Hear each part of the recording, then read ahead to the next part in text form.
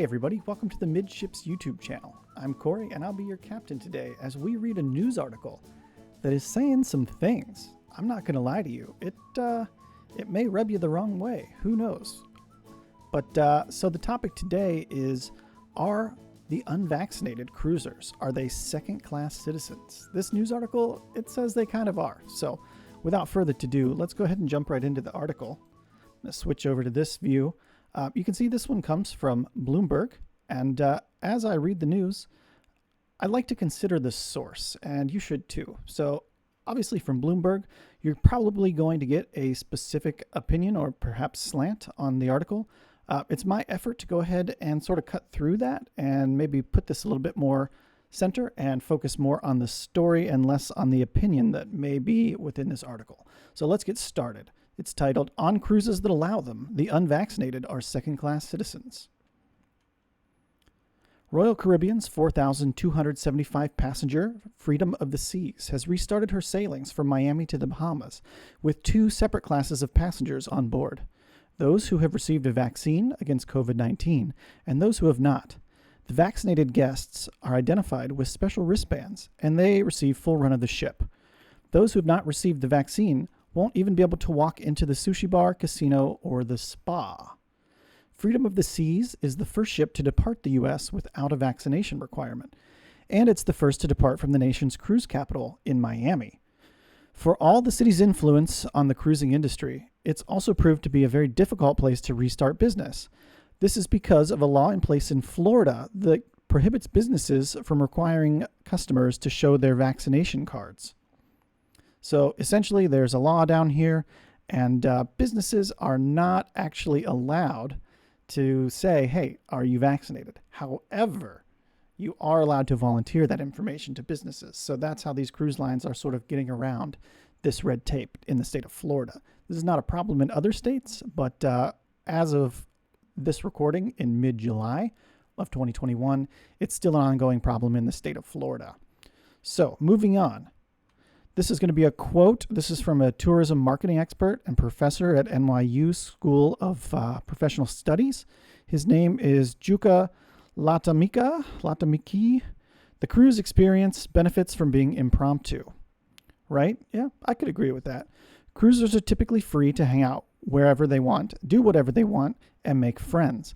But now, unvaccinated cruisers on Freedom of the Seas will find much of that is restricted. So our professor goes on to quote further, and he says, this is the cruise line's worst nightmare, to have two separate areas for those who are vaccinated and those who are unvaccinated. What do you think? Is this like a thing that you approve of? Or are you thinking that the vaccinated and the unvaccinated should be kept apart? Should they be allowed to mix and mingle? Go ahead and comment below. And actually, while you're down there, why don't you go ahead and hit that subscribe button, the bell notification, and a like button, please. We're a growing channel, and we would really appreciate your support, and for you to watch a few more of our videos, and obviously to subscribe, so every time we drop a new one, you'll find out about it, and you can stay current on all this cruise news. Moving on. The system has proved itself necessary. Even on cruises with strict COVID vaccine requirements for all adults, issues have already cropped up. In late June, Royal Caribbean had to pay to repatriate two unvaccinated teenagers who tested positive on their cruise from the Bahamas. It sounds like they also had to send home their family members as well.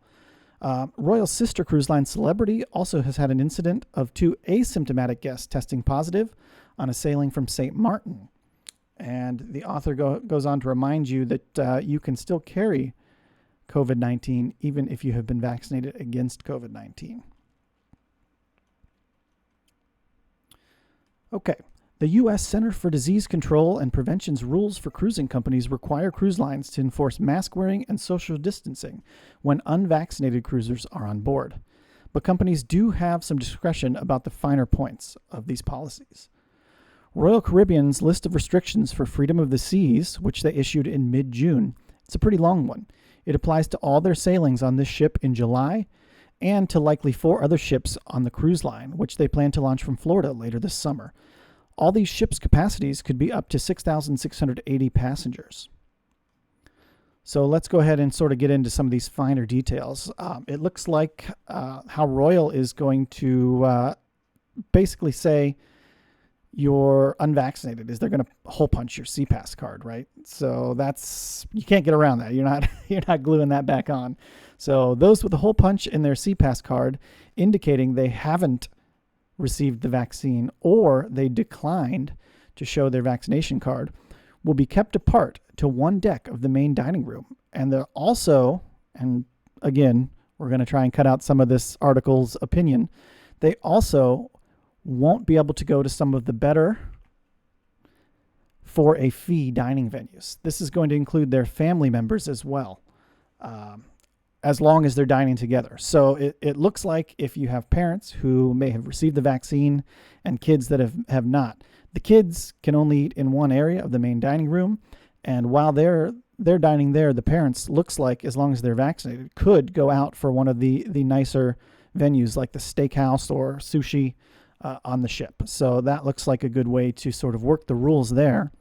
So off limits will be the popular maritime-themed Schooner Bar and Viking Crown nightclub, the casino, all the art auctions, the indoor solarium, pool and bar.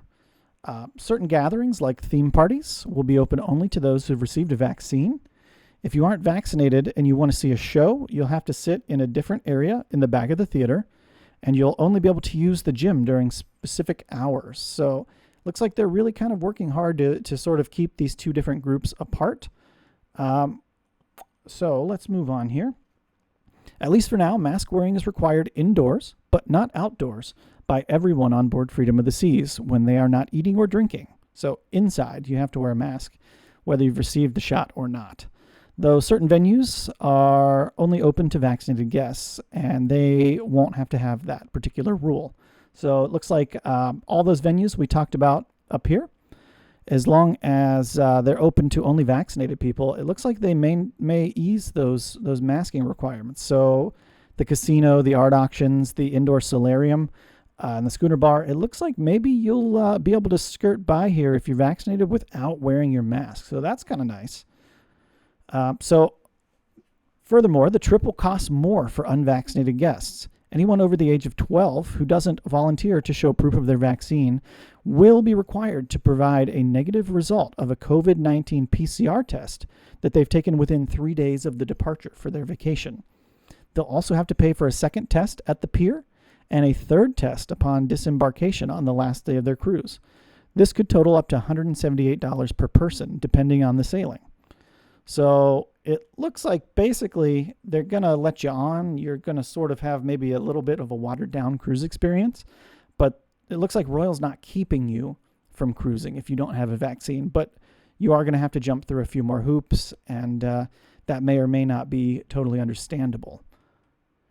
In addition, Royal's requiring unvaccinated travelers leaving from Florida to purchase additional travel insurance, at least $25,000 worth, for medical expenses that they could incur during their trip, and $50,000 insurance for medical evacuation.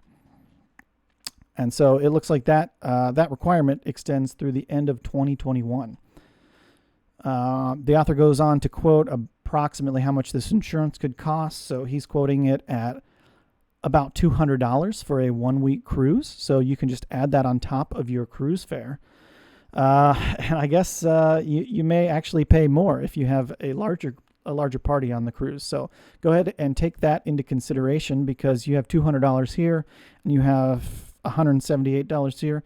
So your cruise has gone up by nearly $400 if you don't have a vaccine. So go ahead and really think that through, if it's worth that to cruise unvaccinated before the end of the 2021 cruising season.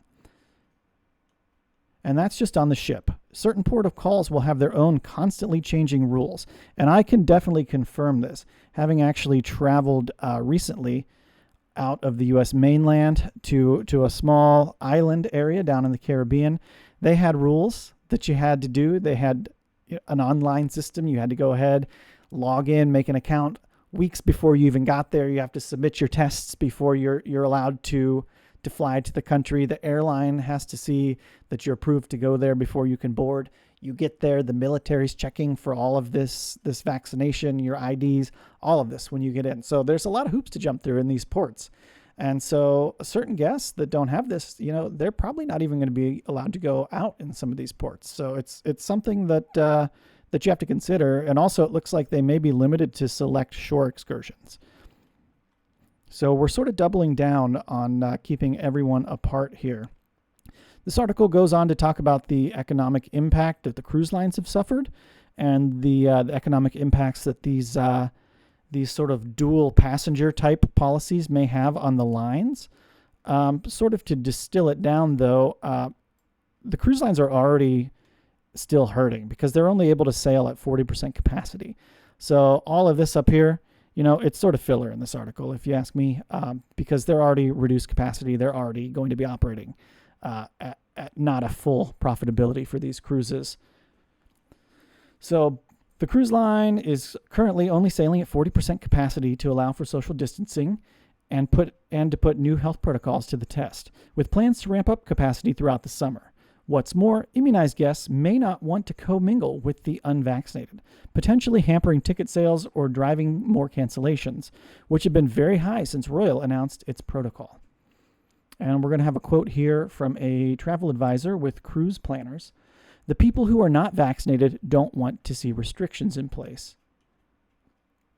And the people who are vaccinated don't want to wear masks because of the non-vaccinated people on board. So it looks like we're kind of seeing this pushback of, the two different groups of people. One says, well, I got this and now I don't want to have to wear my mask. And the other people are saying, well, I don't want to go on here.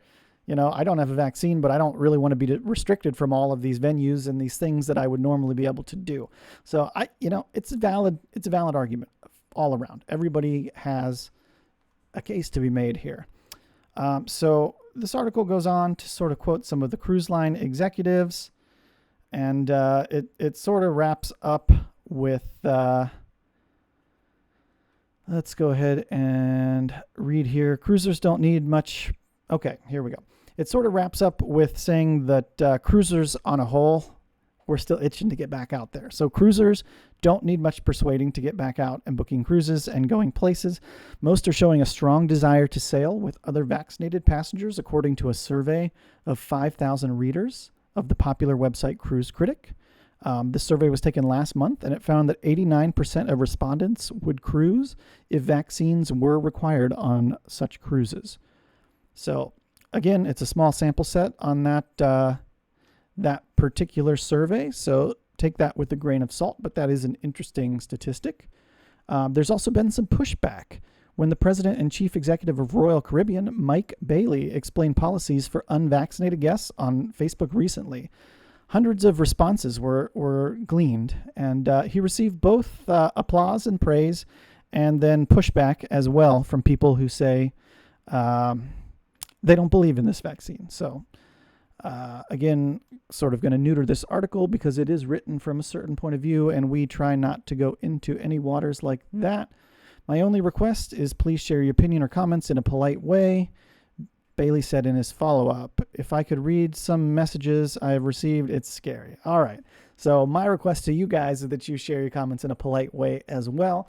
And I would invite you to go ahead and comment below. What do you think of this article? Are the unvaccinated cruisers, are they second-class citizens? Is it honestly worth going on a cruise right now if you don't have a vaccine?